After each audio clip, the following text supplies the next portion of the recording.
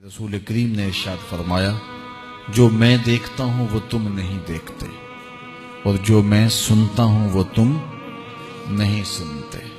اللہ نے نبی علیہ السلام کو جو سماعت عطا کی ہے، ہم اپنی سماعت کو اس پہ قیاس نہیں کر سکتے، اور اپنی بصارتوں کو اور اپنی سماعتوں کو نبی کی سماعتوں کے برابر ٹھہرانا بہت بڑی حماقت ہوتی ہے۔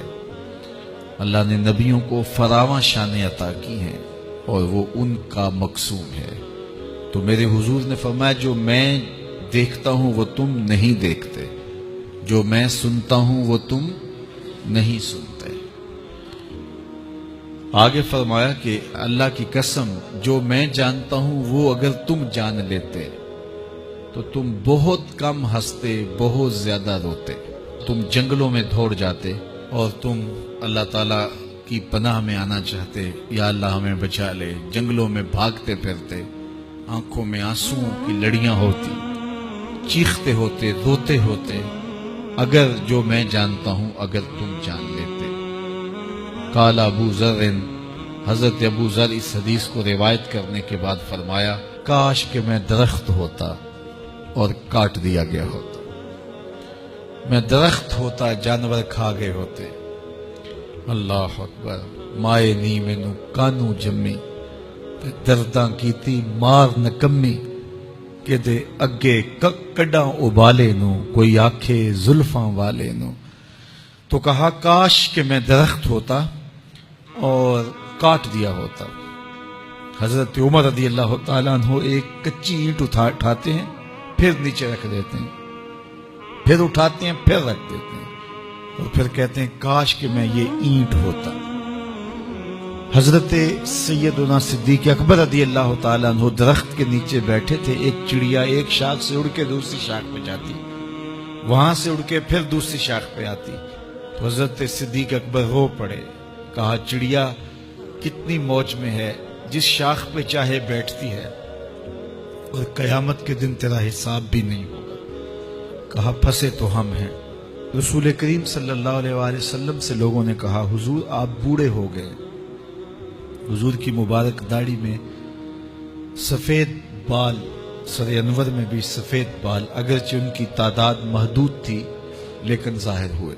کہا سورہ ہود اور اس کی مماثل صورتوں نے مجھے بوڑھا کر دیا ہے، کیونکہ ان صورتوں میں اللہ کے عذابوں کا ذکر ہے، آخرت کا ذکر ہے۔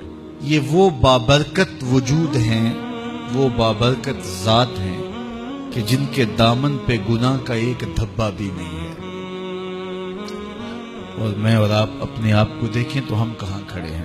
حضور نے حضرت عائشہ سے کہا، زوجہ ہیں رسول کریم صلی اللہ علیہ وسلم کی، محبوبہ محبوب کائنات، لیکن ان سے بھی میرے حضور نے کہا، عائشہ گناہوں کو کبھی چھوٹا نہ سمجھنا، گناہوں کو حقیر نہ سمجھنا کہ یہ چھوٹے ہیں کوئی بات نہیں، اس سے کیا ہوگا، اس دن حساب ہوگا، اس دن پوچھا جائے گا۔ تو اپنی زندگی کو مرتب اور منظم کر کے رکھو۔ ہم بہت سارے گناہ دائیں بائیں دیکھ کے کرتے ہیں۔ جب ہم معاشرے میں برائی پھیلی ہوئی دیکھتے ہیں تو ہم کہتے ہیں کہ دیکھو نا یہ سارے کر رہے ہیں تو میں ہی بہت متقی آ گیا ہوں جی۔ دائیں بائیں دیکھ کے گناہ کرتے ہیں، پھر ہم کہتے ہیں فلاں بخشا گیا تو ہم بھی بخشے جائیں گے۔ اچھا اگر وہ نہ بخشا گیا تو پھر جہنم میں جانا قبول ہے؟